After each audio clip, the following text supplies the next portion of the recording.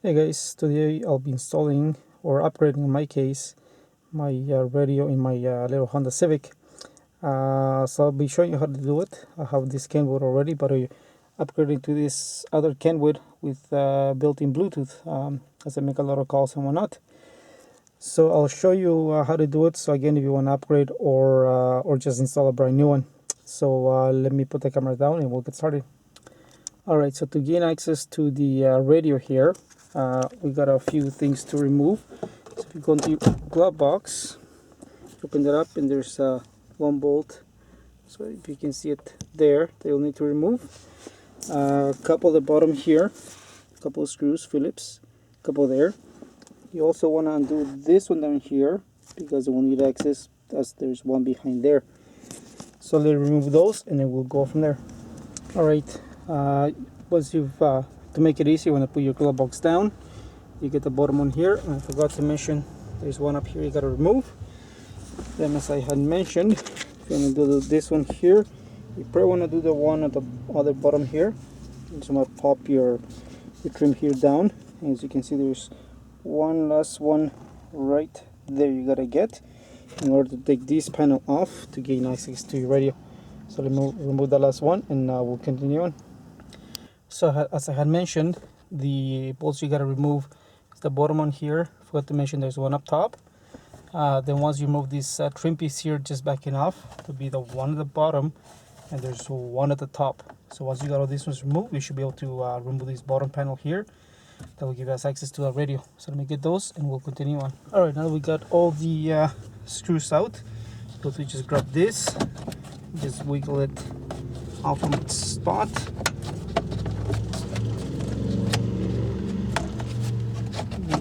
A bit tricky, but if you do that, you get the bottom piece out. Once you got this bottom piece out, will be two screws at the bottom here. Find out where they're at, and then should be just down here. Should be, I think, over here, I think. But anyways, let me find them and I'll show you where they're located. Remove those two and then we'll be able to slide this out. Alright, so to slide the radio out, at the bottom here there's four screws. There's two on the left that you can see there, and the two on the right. So you gotta undo those four. So you're using Phillips screwdriver or a socket head. That'll be 8 mils. So we'll remove those four. And once we remove those four, we'll be able to slide this entire piece out. So let's do that and we'll go from there. Alright, so now we got the 4 bolts out. We can pull this out. It won't just slide out because there's some clips on the side of it holding it down. So what I want to do is get your hands in here on either side and just pull it up like that. Once you do that, just gonna lift up on it and then you should be able to slide it out. So now we got it out here. We gotta unplug some connectors up on the top here that control your hazards and your climate controls. So unplug those and we're able to get the rest of it out, and then remove this. So I'll remove all this, get the radio inside, and then we'll start working on the harness. Okay, so now we got everything out. So as you can see here, the harnesses you need to disconnect. So on the back here, you'll see there's this one here, which is the gray one. Two other ones here. This last one you don't have to worry about unplugging it. This one connects to the main module, which is the one that controls your rear defroster, AC, and recirculating air. Now to disconnect them, the very top one here, the gray one, the clips at the bottom, so you have to kind of get underneath it, press up on it, and remove that one. For these other ones, you just gotta press. There's the white and the gray one in this case, or the black one. You just gotta press on this tab here, and if you press, and you just be able to remove it really easy. So here's my adapter harness for my old one. So I'm gonna remove that one, and of course there's my RCAs for my little subwoofer in the back. So I'll remove this harness here. I do have to cut my remote for my amp to put in the new one, but we'll do the same thing. I'll show you which wires you need to connect to, and we'll continue on.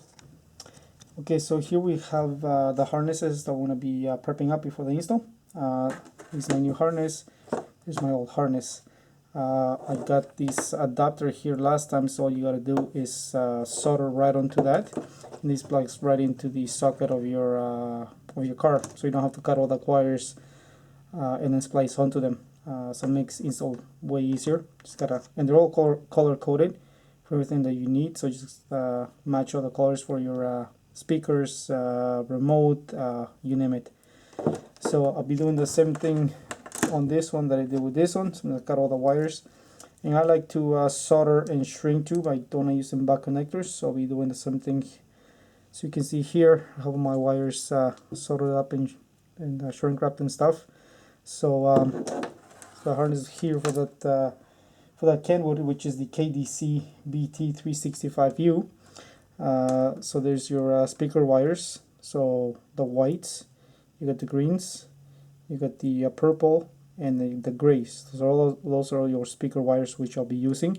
If you're gonna be using amplifiers, then of course you gotta use the RCA outputs on the unit. So this one here has for the rear, the front, and the subwoofer. So in my case, the one I'm going to be using is the subwoofer. Otherwise, I'll be using the speaker wires. So there's all your speaker wires, so I'll be using all those. I won't be using the power steering remote because mine doesn't have anything like that, so I'm not going to be using that one. I'll leave it as is. Mute, definitely won't be using that one. Then this one here, this blue with the white stripe, which is labeled antenna connector, that's for my remote. That'll be turning on my amplifier, so I'll definitely be using that one. Then you got your three main wires, which is your black ground, your red, which is your key switch, and your yellow, which is your constant or your 12 volt. So out of all these ones, I'll be using the mostly all of them, other than these two here, which is also gonna tape off to the side and leave them as is. So yeah, that'll be the harness. Again, we'll get it like this one here, and then we'll get back to the car. So let me do this here, and we'll continue on. Alright, so I got my harness all done. Well, kind of. I noticed before I started cutting all the wires that the new antenna or the new harness is the exact same thing as my old one, which is kind of nice because I don't have to redo all this. The only thing I'll need to, of course, resolder is my my power amp turn on. So basically, the only difference between the two harnesses was my old one here had a connector for a power antenna, which my car doesn't have, which I didn't use anyways. Everything else is the same. That was the case in mine because I'm going from Kenwood to Kenwood. So if you're upgrading, depends what you're upgrading to, you might need to redo this, you might not. So anyway, so now that I don't have to do that, but again, it's fairly simple to do. Next thing to do is remove my my old unit here. See how I'm going from a single in to a single DIN. I'm going to reuse everything here. I don't have to change anything up other than switching out the radio. So to get the radio out of the sleeve, there's this trim piece here that you want to remove. So the easiest way I found is if you pop a flathead right between the trim faceplate and the radio. It's gonna lift like towards the outside of it, and it should pop. We'll do the same thing here. So once we got this bottom one off, then we'll do the same thing with the top. Just find it here and up and over, and that way we get that piece off. As you can see, you guys have the sleeve on there already. If you have keys for it, which they're just little metal pieces that slide on each side and which release the radio, you're able to slide it out.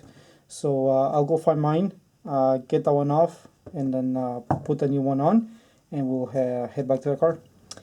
Alright, so now I've got my decal put in, all my controls back in, so it's good to go. So the only other difference on this one, wiring wise, is I need to add my microphone because it does have Bluetooth.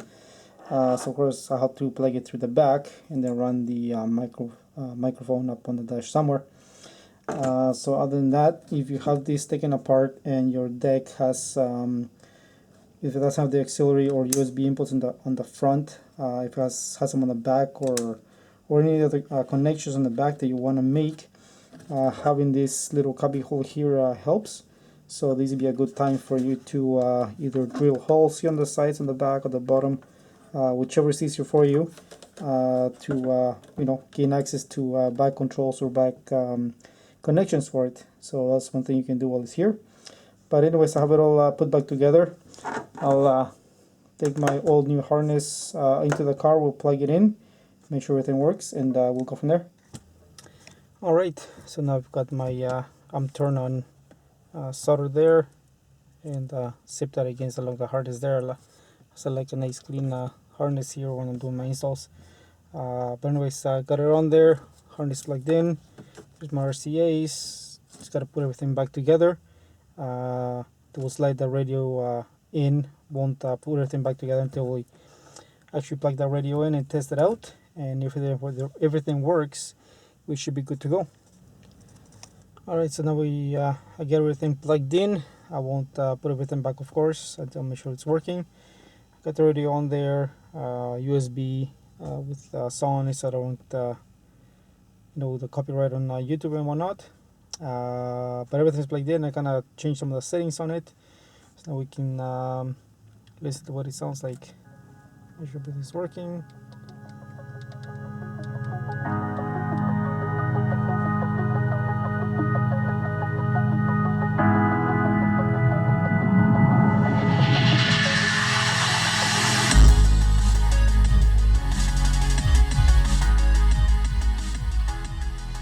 Everything's working on it, front speakers and whatnot. So to get access to all that kind of stuff, you have to just press down to get up to your functions.